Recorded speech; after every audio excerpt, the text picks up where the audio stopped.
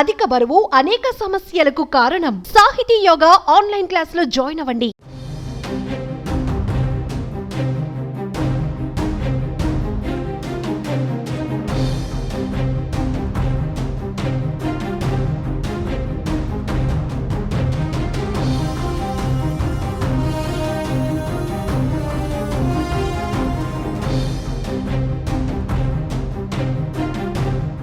ముంబై నటి కాదంబరి జత్వానీ కేసులో కీలక పరిణామం చోటు చేసుకుంది. ఐపీఎస్ అధికారి, ఏపీ ఇంటెలిజెన్స్ మాజీ చీఫ్ పిఎస్ఆర్ ఆంజనేయులు అరెస్ట్ అయ్యారు.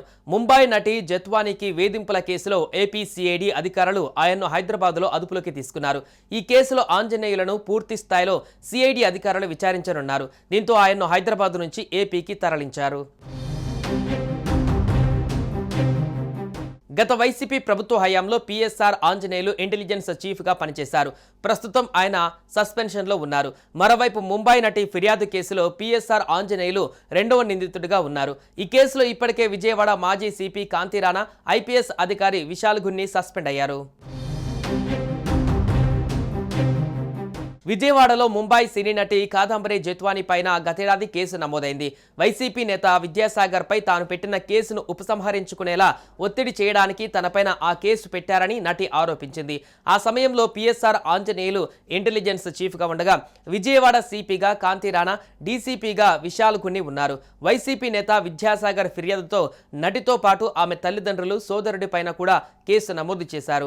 గతేడాది ఫిబ్రవరి 2న ఇబ్రహీంపట్నం పోలీస్ స్టేషన్లో ఎఫ్ఐఆర్ నమోదు చేశారు. ఫిబ్రవరి 3న ముంబైలో నటితో పాటు ఆమె తల్లిదండ్రులను అరెస్టు చేసి విజయవాడకు తీసుకురాగా ఆమె పైన నమోదైన కేసు 2024 ఆగస్టు 26న బయటపడింది.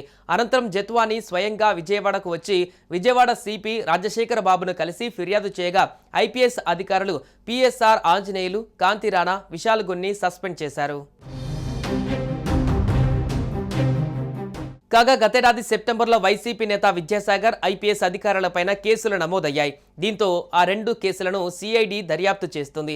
కేసు దర్యాప్తును వేగవంతం చేయాలని ఇటీవలే జత్వానీ సిపిని కలిసి విన్నవించిన నేపథ్యంలోనే సిఐడి అధికారులు ఏపీ ఇంటెలిజెన్స్ మాజీ చీఫ్ పిఎస్ఆర్ ఆంజనేయులను అరెస్ట్ అవ్వడం హాట్ టాపిక్గా మారింది.